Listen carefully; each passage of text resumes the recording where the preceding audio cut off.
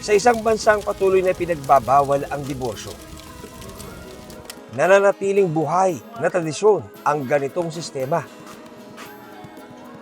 sa ilang komunidad ng mga katutubo.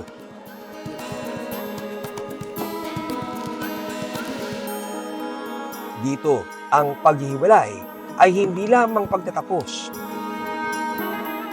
kung hindi isang maingat na proseso ng paghilom. Sa ganitong paraan, ang pagwawakas ng isang pagsasama nagiging simula ng mas mapayapang bukas para sa lahat. Magandang gabi.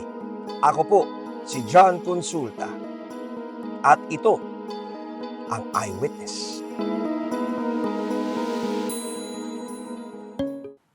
Maraming salamat sa pagtutok sa Eyewitness, mga kapuso. Anong masasabi nyo sa dokumentaryong ito? I-comment na yan at mag-subscribe sa GMA Public Affairs YouTube channel.